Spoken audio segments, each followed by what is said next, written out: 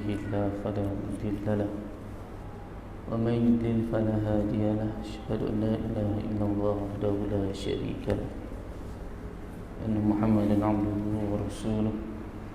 اللهم صل وسلم على نبينا محمد وعلى آله وصحبه ومن استنى بسنته إلى يوم الدين. أما بعد، فإن أصدق الحديث كتاب الله، خير الهدي محمد صلى الله عليه وسلم، وشر الأمور محدثاتها وكل محدثة بدعة وكل بدعة ضلالة وكل ضلالة في النار. Hormati tuan jemaah muslimin muslimat kasih Allah, alhamdulillah, syukur dapat bertemu pada malam ni. Dan insya-Allah kita dah berada di hujung tahun, betul kan ya? Kalau saya cakap macam ni dan ada orang dia fikir apa yang hujungnya baru bulan Jun. Sedar tak sedar, dan kalau orang nak buat haji, nak balik dah ni, maksudnya nak masuk tahun baru dah tu. Ya. Sebab Zulhijjah tu bulan ke-12. Okey. Dan kita akan masuk 1448 Hijrah. Minggu depan ke? Hari Rabu minggu depan ni, insya-Allah. Dan itu sebabnya kalau ada orang tanya macam mana boleh jadi kalender hijrah tu dibuat Zulhijjah tu bulan 12. Sebab kalau ikutkan asalnya, zaman Nabi dah ada kalender ke? Belum. Apa yang ada? Perkiraan setahun tu dah ada.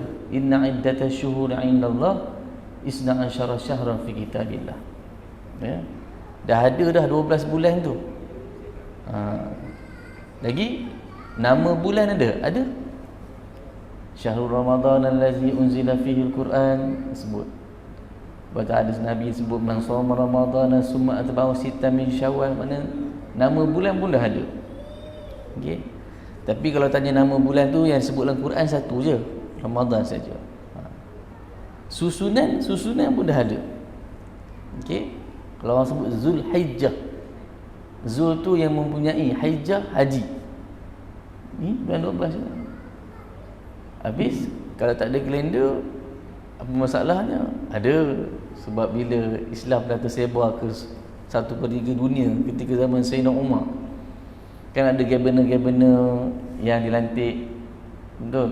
Jadi ada surat-surat yang bila dia hantar, suruh satu arahan dibuat, tanya arahan ni nak buat bila? Tahun ni ke tahun depan? Sebut Ramadan bila? Ramadan ni ke Ramadan akan datang? Jadi dia ambil lah idea daripada masa tu kerajaan dunia Rom dan Parsi.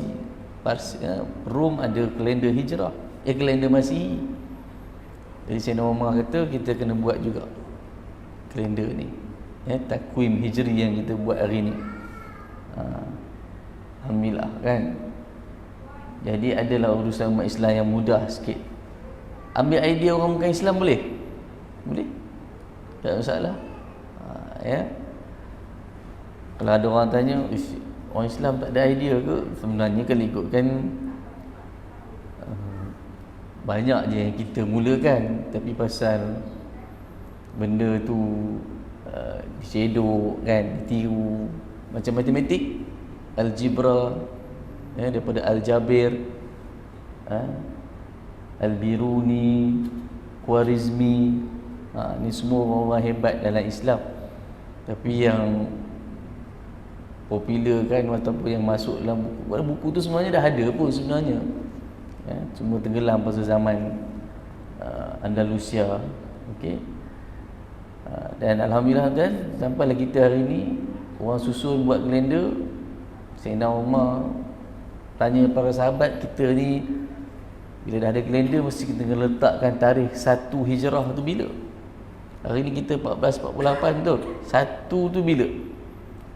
Dan ada idea kata tahun Nabi lahir. Sayyidina Umar kata ada idea lain tak? Sebab kalau Nabi lahir, dia tak nampak macam keseluruhan umat Islam merasakan sesuatu. Faham ke tidak tuan? Ada idea yang Nabi wafat pun macam tak kena juga. Jadi ambil tahun bila? Tahun orang Islam berhijrah, kan? Kan kena tu. Tahun hijrah, tahun umat Islam berhijrah. Okey, kalau Nabi umur 40 jadi Rasul, 13 tahun Nabi dekat Mekah, 53, maknanya satu hijrah Nabi berapa? 54. Betul tak? 54 lah. Okey. Nabi satu hijrah 54. Jadi Nabi wafat bila? 10 hijrah, betul? Ialah satu hijrah. 63 Nabi wafat, cukuplah 10 tahun hijrah. 10 hijrah. Okey. Kadang-kadang kita macam confuse kan. Macam mana nak ingat dia? Senang, 63. 10 tahun Nabi dekat Madinah. 13 tahun berdakwah di Mekah. Maknanya keseluruhannya 23 tahun. 40 jumpa 63. Okey. Dan kadang-kadang nombor-nombor tu dia senang je, tapi kita je confuse kan. Khadijah, Abu Talib meninggal umur Nabi 10 tahun kenabian. Kalau 10 tahun kenabian maksudnya 40 campur 10, 50. Tahun kesedihan Nabi buat dakwah Taif, kena tolak. Tahun 51 Nabi umur 51, orang datang buat haji, Nabi ajak 7 orang masuk Islam daripada Madinah. 52 datang lagi 12. 53 datang lagi 70 plus 2. Okey. Jadi 54 hijrah. Tapi kalau orang tanya, lepas habis Umar set 1 hijrah, apa pula yang Sayyidina Umar set? Nak set bulan 1 apa pula? Sebab susunan bulan dah ada, betul? Jadi ada idea pada sahabat, apa dia? Ramadan, betul tak? Ramadan ni tak apa kena. Sayyidina Umar kena tengok bulan apa yang paling banyak orang keluar belanja. Bulan apa tuan? Kalau tuan-tuan tanya kita sekarang, paling banyak keluar belanja Syawal. Betul? Juraya, open house. Tapi hakikat sebenarnya, kalau paling banyak keluar belanja orang Islam ni bila? Zulhijjah. Buat haji, buat korban. Betul? Sepatutnya lah. Patutnya kita ni bagi nampak besar raya ni, raya apa? Haji ke Aidilfitri?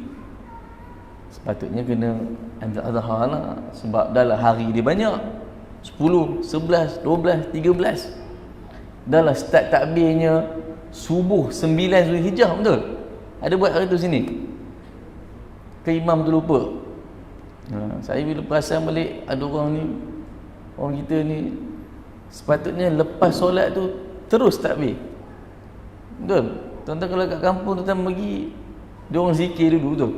Sebab zikir yang paling hebat ataupun yang paling sepatutnya dibuat sepanjang 9, 10, 11, 12, 13 ialah lepas solat takbir dah. Ni saya tunggu juga, bila Pak Imam ni dah habis subhanallah dah, alhamdulillah Allah Akbar. Saya kata sah imam lupa. Rupanya tak lupa. Dia set lepas takbir, sebelum doa baru buat takbir. Allah Akbar. Jadi tuan kalau jumpa orang macam tu, ada kawan ke jadi imam ke, atau Pak Haji tu duduk kat kampung, tolong betulkan tuan. Takbir dulu. Kalau nak istighfar pun sikit-sikit astagfirullah terus takbir. Ya. Okey tuan, nak masuk tahun baru, kita pun dah habis buku yang pertama tu, Fiqh Hubungan Interaksi Non-Muslim tu. Kita sambung dengan buku yang lebih kurang macam dia tuan, tapi lebih mendalam. Kalau hari itu Fiqh Interaksi Non-Muslim, kali ini tesis PhD Ustaz Nizam ni tuan ya. Fiqh Hubungan Etnik tuan. Sebab saya pasti kan benda-benda macam ni patut kita kena sebut-sebut, kita kena faham-fahamkan. Okey. Apa kata penerbit dan persoalan tentang hubungan etnik?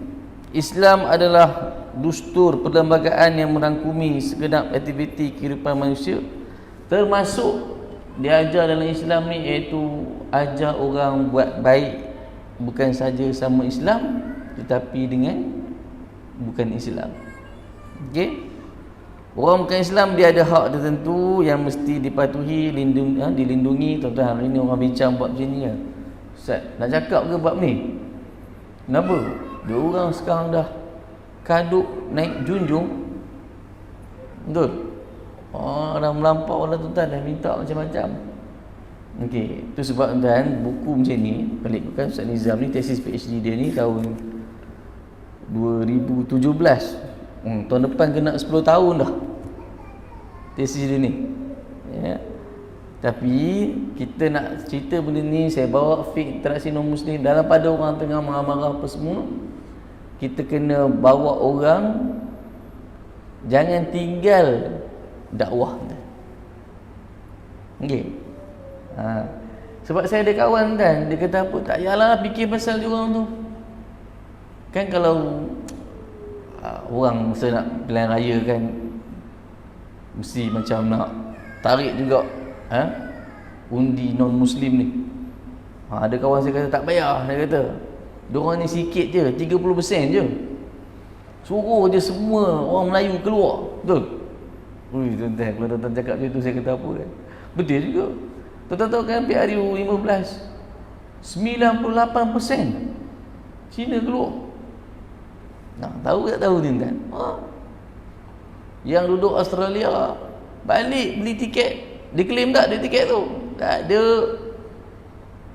Tak ada, tak claim. Sakit apa semua saya tengok tuan-tuan tengok tak? Beratur 7 pagi kat sekolah. Saya kata, oi. Orang Melayu kita hari tu tuan-tuan ada promosi beli air kopi, siapa yang ada jari kena celup, dia buat promosi. Jadi orang Melayu kita stay kat kedai daripada pagi sampai tengah hari tu, sampai petang tak keluar. Bos suruh stay. Bos dia siapa? Tak sebut lah tuan. Tak ada keluar balik, patutnya keluar lah kejap. Pergi waktu rehat dia patut dia kena keluar lah, pergi lecop jari tu. Nak promote orang dapat makan pizza potongan hari tu. Pandailah ada orang company-company ni hari tu. Kan? Baguslah, saya tu satu sudut baguslah kan, supaya semangat orang, ada semangat kenegaraan pergi keluar mengundi. Tapi orang kita kan yang tidur tak bangun-bangun pun ada. Okey. Saya sebut ni kenapa? Pasal kita nak beritahu dalam pada orang tengah marah-marah sekarang ke apa UEC ke apa semua. Barang dakwah kena sebut tuan. Bukan kita ketepikan tadi. Faham? Ada tak tuan-tuan sekitar kita bukan Islam yang sebenarnya dia nak je duduk dalam negara ni elok-elok. Dan dia faham dia ada je hak istimewa orang Melayu semua, dia tahu. Dan dia pun tahu dia hidup ni dia bagi dia janji dapat makan, minum, duduk elok-elok dengan orang. Dah itu je lah dia orang. Ada kan ramai orang macam ni, bukan Muslim macam ni. Bukan Muslim macam ni yang kita nak cuba fahamkan. Dan kita tak memusuhi dia orang. Sebab dalam Quran sebut ni, ya ayuhan nas, hey manusia, inna khalaqnakum min dzakarin wa untha. Kami jadikan kamu ada lelaki perempuan. Tu je ke? Tak. Wa ja'alnakum syu'uban wa qabail. Ada kumpulan suku-suku, bangsa, etnik tertentu. Untuk apa ni Tuhan jadikan ni? Buat apa ni? Ada macam-macam jenis apa semua. Kenapa tak biar dia semua orang satu bangsa serupa je? Li ta'arafu, untuk kamu saling kenal mengenal. Ni kita dah nak start dekat World Cup ni. Bila? 10 Jun ni. Betul? Dah susun dah Imam Qiyamul Lail. Soalan menarik kan Dan? Grup-grup kami ni, grup-grup ustaz-ustaz ni, jangan lupa susun Imam Qiyamul Lail. Sebab game ni pukul apa? Pukul 4, pukul 5 kan? Betul? Pukul 5 kan?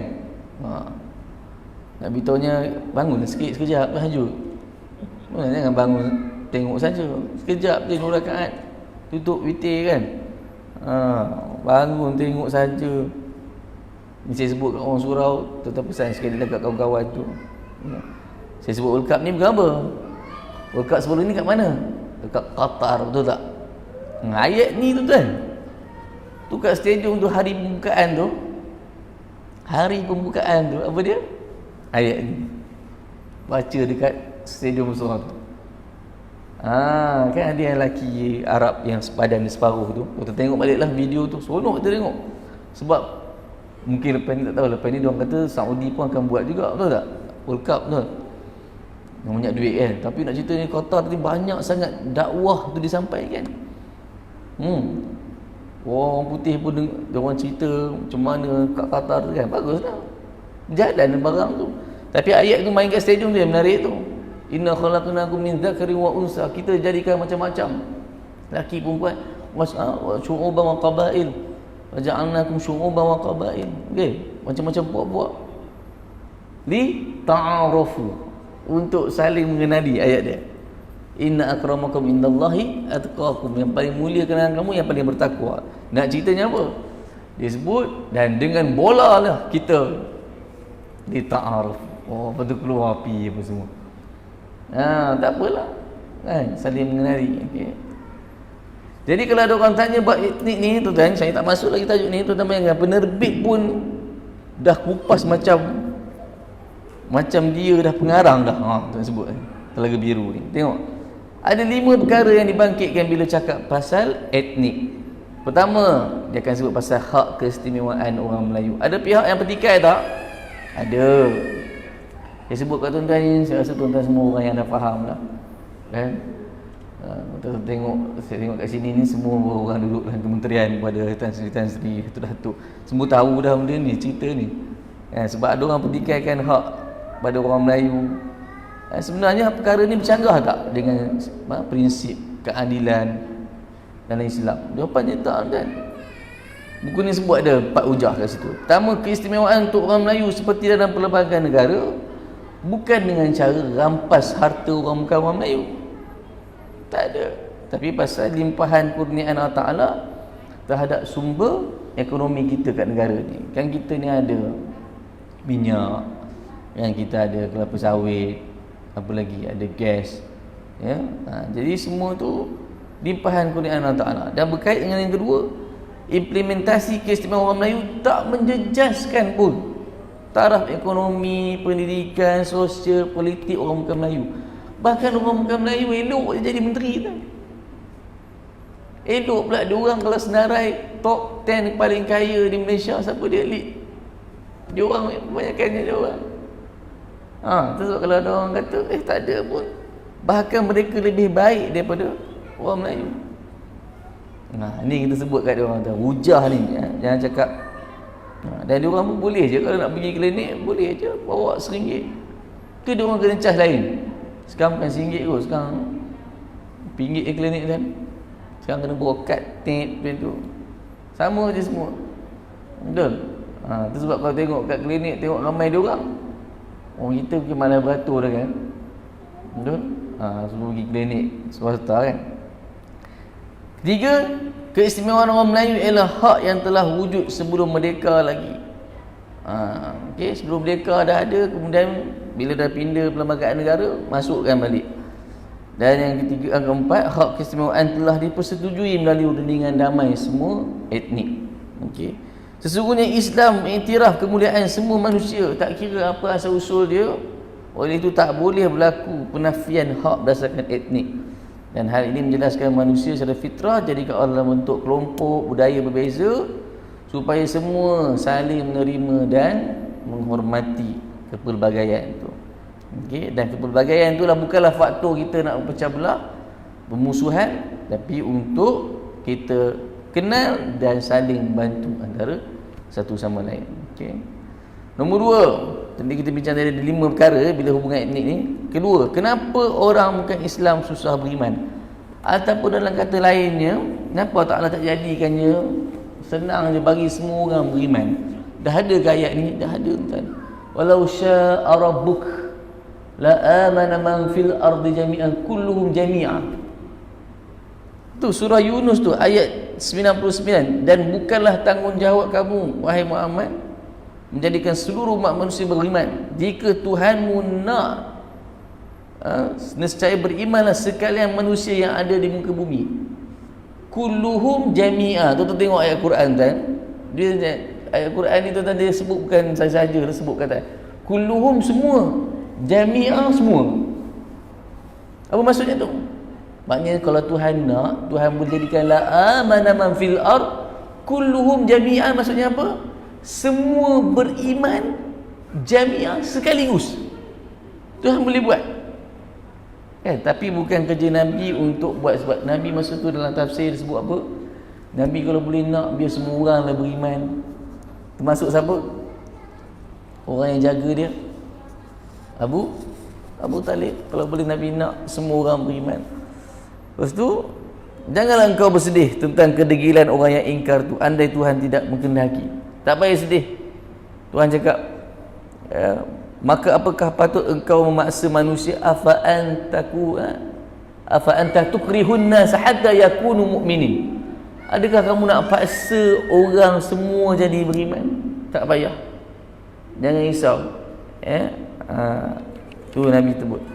Dan tambah Allah lagi dalam surah Al-Kahfi ayat 29, dan katakanlah wahai Muhammad, kebenaran itu adalah yang datang daripada Tuhan. Maka siapa yang nak beriman, dia Allah Ta'ala akan bagi dia beriman. Siapa yang dia kufur ingkar, maka biar dia mengingkari, sebab kami telah sediakan bagi orang yang berlaku zalim itu api neraka. Gitu je. Okay? Jadi tak perlu tuan-tuan Nabi nak susah payah. Dan kerja kita pun sama juga tuan-tuan. Tuan-tuan nak sedih ke kalau kita dah ajak tuan-tuan tapi dia orang tak nak? Sebab Tuhan tengok pada apa? Pada usaha kita. Ketiga, keadilan ke atas orang bukan Islam. Islam juga tekankan tentang memberikan keadilan pada semua ikut undang-undang tanpa kira etnik.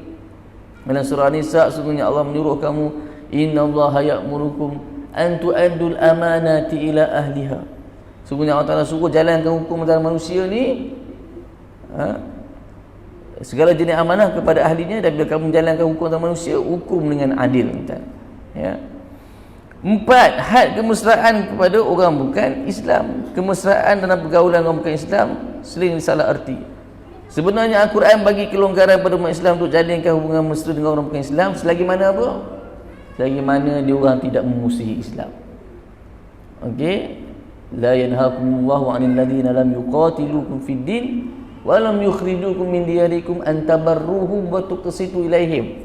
Buat baik dengan dia orang, berlaku adil dengan mereka ni selagi mana apa? Selagi mana dia orang tak memusuhi orang Islam. Okey. Malah Allah Ta'ala melarang umat Islam benci kaum lain seperti firman Allah dalam surah Al-Ma'idah, wahai orang beriman, hendaklah kamu semua sentiasa menjadi orang yang menegakkan kebenaran kerana Allah, jadi saksi dengan adil, dan jangan sekali menjadikan kebencian kamu pada satu kaum mendorong kamu melakukan ketidakadilan. Okay. Dan nombor 5, memaksa orang bukan Islam masuk Islam. Boleh ke kita paksa tuan? Macam kita sebut tadi tuan, tak boleh. La ikraha fid din. Ya. Tidak ada paksaan dalam Islam. Buku yang tulis oleh Dr. Nizam ini satu sebahagian daripada tesis beliau untuk sempurnakan PhD di Universiti Malaya. Okey, kita tengok sikit apa kata pengarang Ustaz Nizam ni sendiri. Hubungan etnik merupakan satu keperluan dalam hidup masyarakat majmuk kita ni tuan-tuan. Kalau ada orang tanya macam negara Arab, Saudi itu 90% orang Islam, Yaman 90 lebih. Okey, diorang ulama diorang bincang tak tajuk ni? Kalau nak ikutkan, hebat lagi ulama di Malaysia bincang benda ni, sebab kita lalui benda ni. Macam ni lah Ustaz Nizam dia tulis buku ni. Macam diorang 90% diorang nak bincang ke? Nak bincang apa? Betul? Diorang steady je jalankan hudud. Ada lagi ke diorang turun tangan? Ada. Di Riyadh, Jeddah, diorang potong lagi. Steady diorang buat. Kenapa? Sebab tak ada masalah, tak bincang pasal ni. Tapi kita di Malaysia bincang tuan. Nah, sebab keharmonian hubungan etnik wujudkan kestabilan politik. Ini akan bawa pada kemajuan ekonomi dan negara akan capai matlamat dengan cara yang baik. Malangnya keadaan tak berlaku. Setiap kaum dan bangsa anggap kaum lain seperti kaum yang tak berhak untuk hidup bersama mereka. Ni tuan-tuan, kita nak bincang ni nak cik gaduh ke tak tuan-tuan ya? Sebab kita kena sebut benda ni supaya buku Ustaz Nizam ni tuan-tuan akan tengok, dia akan ajar kita bersederhana kan gitu. Tuan-tuan akan tengok daripada mula sampai habis buku fiqh interaksi non-muslim pun dia tak akan ajar kita jadi ekstrim dan tak akan ajar kita jadi liberal. Open sangat tuan, sampai semua benda boleh. Ya. Kita ada prinsip dan ada strategi. Itu point dia. Okey. Antara isu utama hubungan etnik ialah sisi pandang syariat Islam terhadap golongan bukan Muslim. Sisi pandang syariat Islam terzahir dalam tindakan Muslim yang kadang-kadang kita tengok ada yang tak suka kan, bukan Islam. Natijahnya kita dapati ada Muslim yang tak mampu hidup harmoni dengan bukan Muslim. Lebih-lebih lagi golongan Muslim yang kuat, dia kita sebut kuat pegangan agamanya ni, kita letak dalam apa, filosofi tu. Sebab apa? Sebab kuat pegangan agama ni sepatutnya tak menjadikan dia tak suka non-Muslim. Okey, tengah ni niat tu. Kita sebut kalau kuat pegang agama ni siapa? Ustaz. Itu sebab saya bawa buku dia tu kan. Sebab Ustaz Nizam ni tulis buku ni. Kan kita duk ingat bila sebut orang kuat pegang agama, dia kata ni semua kafir-kafir semua ni, nampak? Ini semua makan balik bayar semua ni. Ini semua mainan anjing nampak tak? Ni semua kafir semua ni. Kan tu tak kita sebut macam tu kan. Islam tak ada, tak ajar kan. Okey. Tulisan ni ialah kesinambungan pada tulisan sebelum ini, fiqh interaksi dengan non-Muslim. Dan tulisan ini bertujuan untuk betulkan kefahaman yang mungkin kurang sesuai. Dalam buku ini akan terangkan sekadar kemampuan dasar dan prinsip Islam dalam hubungan etnik antara Muslim dengan bukan Muslim, dan keterangan ini tuan-tuan disebut golongan bukan Muslim. Okey tak? Kalau dalam geng-geng dakwah dan kami sebut apa? Not yet Muslim. Macam okey tak? Belum Muslim. Sebab ada orang yang memang dia khatamallahu ala qulubihim wa ala sam'ihim wa ala absarihim. Allah Ta'ala tutup dah hati dia, cakap macam mana pun pasal Islam ni, bukan saja dia tak nak dengar, bahkan dia memusuhi. Itu tak boleh kata apa? Kafir kan? Kafarah ni tutup kan? Tak nak dengar. Tapi yang kita nak sebut ni, yang saya sebut tadi tu, yang ada kalangan kita ni yang dia bukan tertutup, tapi cerita yang sampai ke dia tu tak betul. Yalah media tak apa yang gambaran dia Islam orang ganas lah apa semua. Kan kita punya tinggi, orang kes rogol dada. Padahal memang logik pun dah, kalau kita yang majoriti dekat Malaysia 63%, 70%, tak bolehlah kita yang paling ramai. Betul, dah kita yang ramai, majoriti orang Islam, orang Melayu. Salah faham dia orang pasal benda tu. Dan keterangan dalam Quran, hadis, ijma', qiyas, pendapat para ulama, istihsan, semua dipakai dalam ni. Prinsip Al-Quran diikuti dengan hadis. Sebab apa? Sebab bila tengok Al-Quran, hadis dia akan jadi penerang, akan jadi peneliti dia. Okey, dan insya-Allah tuan-tuan, tesis ini lulus dengan sedikit pembetulan. Semoga tulisan ini menyemarakkan lagi hubungan etnik yang harmoni. Okey, boleh sikit sekejap tuan-tuan ni kita masuk bab 1 ya, iaitu bangsa dan kaum. Dalam isu hubungan etnik, istilah bangsa, kaum, etnik semua digunakan. Terdapat berbagai maksud lagi. Istilah bangsa yang merujuk pada kumpulan manusia, ikatan dalam negara. Lafaz kaum maksud puak, suku, bangsa. Okey. Dalam istilah yang digunakan pakai, bangsa merujuk pada semua kaum yang berada dalam sebuah negara. Bangsa Malaysia ialah semua individu dan kaum yang menjadi rakyat dalam negara Malaysia. Iaitu bahasa kebangsaan. Tu orang sebut tu. Ya, saya boleh sebut bangsa, bahasa kebangsaan. Tuan-tuan, nak kena bincang ke kat atas meja ni, bincang tuan sebut tentang benda-benda sini bagi orang faham. Itu sebab kalau orang tanya sebut kataan bahasa kebangsaan, ialah bahasa Melayu. Okey. Sekolah kebangsaan. Sebab apa? Dalam pada semua dah ada Cina, India, Melayu, Kadazan. Okey, sebab apa? Sebab bangsa Malaysia, tuan. Semua kaum yang duduk dalam Malaysia. Okey, istilah kebangsaan ialah istilah bahasa daripada lafaz bangsa. Manakala istilah kaum merujuk pada kaum tertentu, Melayu, Cina, India apa semua. Seorang yang hanya memperjuangkan nasib kaum tanpa peduli kaum lain, tu orang sebut hari ni apa? Rasis. Betul? Ya. Al-Quran jelaskan bahawa umat manusia berbeza pada kaum, etnik, puak apa semua. Ada disebut. Kita yang sebut cakap Melayu, India je apa semua. Yang Cina tu dekat Sabah, Sarawak, Bajau, Iban, Kadazan, Murut, Melanau, okey, Bajau laut dan sebagainya. Setiap kaum ada bahasa yang berbeza. Dalam kaum Melayu pun ada macam-macam dialek kita, logat kita. Dalam kaum India pun sama juga, begitu juga bagi setiap kaum. Sebut pasal kaum-kaum ni sikit tuan-tuan ya, celah sikit. Tuan ada dapat cerita tak yang orang Cina masuk Islam ramai-ramai waktu tua, anak dia suruh masuk? Ada dengar? Tanya kenapa? Sebab diorang punya kos cremation diorang mahal. Saya buka dalam internet berapa kos. Kalau yang kerajaan punya ada buat juga cremation dalam 400 je tu. Okey. Tapi kalau swasta boleh pergi 4-5 ribu. Tambah pula kalau nak tanam kat Nirvana, puluh ribu kata adik. Adalah saya dengar pada orang ni. Jadi diorang kata ni kos ni makin meningkat ni kata. Kan? Padahal letak abu je, pasu apa semua kos tu lah. Jadi diorang kata apa? Diorang suruh bapak-bapak diorang tua-tua ni pergi masuk Islam. Kenapa? Sebab kos orang Islam kalau tak join khairat pun paling tinggi berapa? 1,000. Upah apa, korek, tanah ke, ada space tu. Tak bayar bakar-bakar dia kata. Kan? Bagi surau mana settle kan. Kalau join khairat lagi best lah. Kalau dia sempat masuk Islam, lepas tu join khairat. Dah sakit-sakit bapak tu kan, bayar 60, 70, lagi murah. Betul? Dah lah ada surau yang cover family pula. Bayar 60, 70, cover family. Okey. Tuan-tuan tengok daftar khairat tu kan. Sini ada khairat mesti ada punya. Berapa? 80. 30 je. Lagi murah.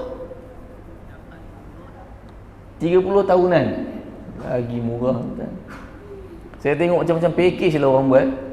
Ada satu masjid tu, siapa daftar bulan Ramadan ni, disuruh bayar bulan Ramadan lah biasanya kan. 60 dapat kad Tasyenggu khairat. Uish, macam-macam. Siapa yang pakai tak kad tu. Lepas tu dia ada package dengan family lah kan. Apa lagi? Siapa tak join nanti kos dia 1,000. Mana kalau siapa tak join pun paling tinggi 1,000 dia kata. Kan? Jadi tu ending dia orang kata apa? Diorang ajak orang apa, Cina-Cina yang tua ni masuk Islam hujung-hujung. Saya tanya tuan-tuan ni, tuan-tuan okey tak? Kita dengar sekali, on je lah. Masalahnya kan?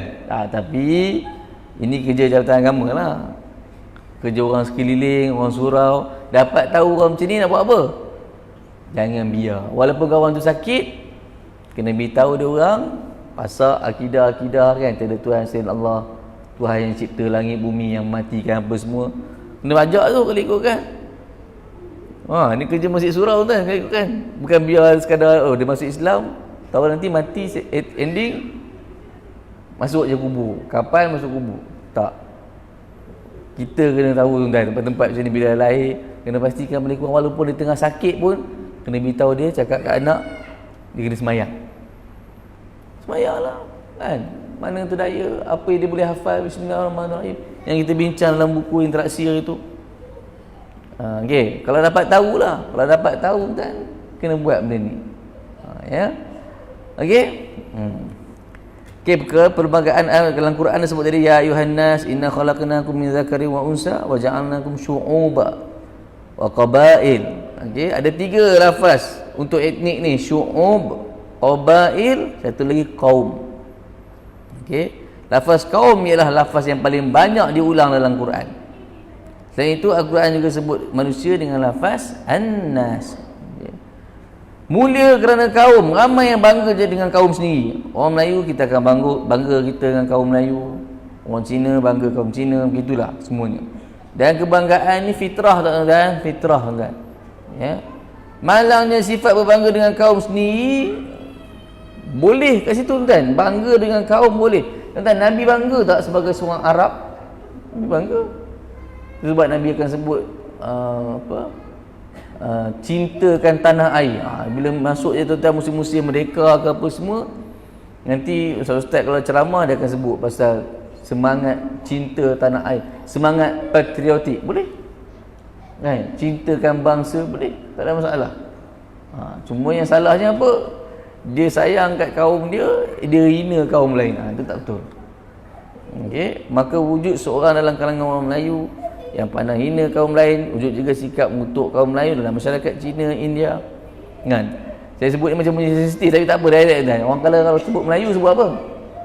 Malas. Betul. Betul kalau orang sebut Cina, nipu. Betul kalau orang sebut India, mabuk. Cakap pusing-pusing. Untuk tak kata, mesti akan sebut sandaran macam tu kan. Okey? Ni yang selalu berlaku. Sikap menghina orang lain, hina kaum lain adalah sikap yang salah. Untuk berbangga dengan kaum tak mengapa. Kebanggaan ini dilahirkan dengan hargai bahasa, budaya kan. Kita pun, yalah tuan-tuan, saya kena sebut kat tuan-tuan ni, macam apa, Kuala Lumpur, ada orang kata orang kata, tuan-tuan tahulah siapa dia, nak jadikan sebagai hub hiburan. Tuan-tuan boleh setuju ke? Patut Kuala Lumpur ibu negara Malaysia, tuan-tuan. Malaysia ni patutnya identiti dia apa? Sebab kalau nak sebut pasal kota-kota lain kan, tuan-tuan baca je, tuan-tuan semua tahu benda ni. Kalau London, hub hiburan ke? Bukan. Perdagangan, Wall Street apa semua kan. Tokyo, apa? Pendidikan, hub kebudayaan. Tak apa, kalau ambil kat situ tak apa. Ini nak jadi KL hub hiburan. Patut tuan-tuan jangan setuju tuan-tuan dengan benda ni. Ni disebutnya patut kita banggakan Malaysia ni apa dia. Apa nak ambil Kuala Lumpur tu? Ambil lah. Ekonomi, perdagangan, hubungan diplomatik ke, apa lagi? Pendidikan. Biar kita ni bangga dengan tamadun kita, tuan. Orang panggil apa? Kalau orang nampak orang bertamadun ni dengan apa? Dengan ilmu. Okay? Bukan dengan hiburan. Sebab kalau dengan hiburan, tuan-tuan, saya sebut ni bukan apa, tuan-tuan ikuti ikut. Tuan-tuan kena Ameng Spring, saya sebut direct je. Kenal tuan-tuan ya? Dia buat live, tuan-tuan. Seronok dengar dia punya live. Beribu tu orang tengok. Kenapa? Bukan ribu, puluh ribu orang tengok. Dia cerita pengalaman dia lah. Bila dia sebut kat live, saya boleh cerita tak? Saya boleh cerita. Dia kata apa? Dia kata dulu dia banyak duit, kan, panggil nyanyi kat apa, pusat-pusat hiburan apa semua, banyak lah. Sekali ada orang datang hulu apa, nak rasa sikit ni, percuma, ambil lah, betul tak? Peminat-peminat, ada peminat datang ni, kelakar ayat dia. Peminat tu datang bagi saya benda tu, lain-lain saya jadi peminat dia. Dulu dia minat saya, sekarang saya minat dia. Kenapa? Bawa barang. Lepas tu kena tangkap kan, 2011 azal tuan.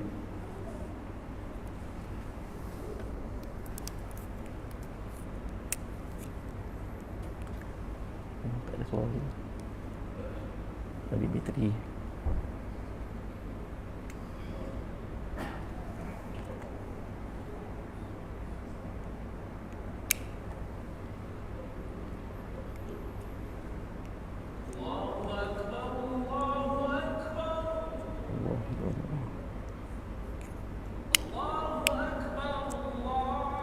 Memang ada dah.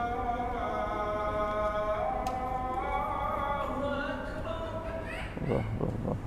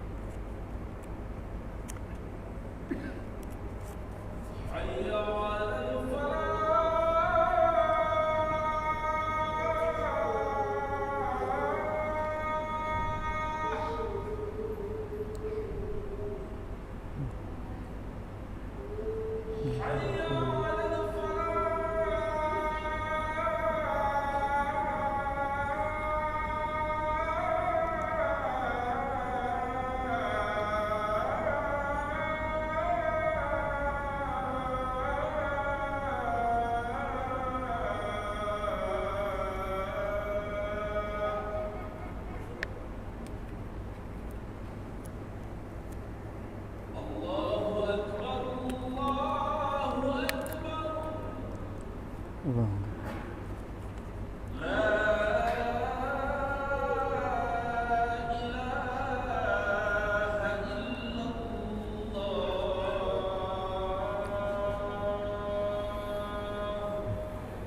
Allahumma salli wa sallim.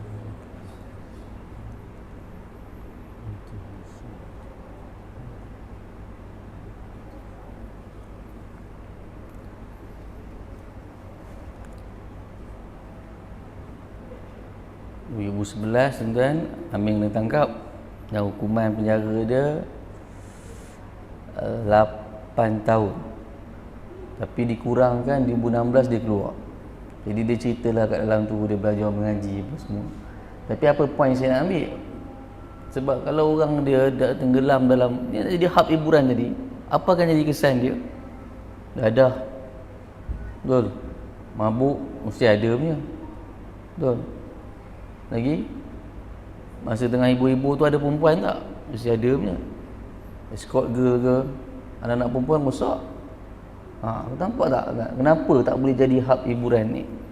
Bukan Islam larang hiburan, dia pandai tuan kona. Kalau orang sebut Islam larang hiburan, tuan jangan risau. Nanti kita akan bahas sebab tu. Tapi kita nak sebut kesan dia tadi. Mabuk, dadah, sama lebih kurang tu rosakkan akal tu.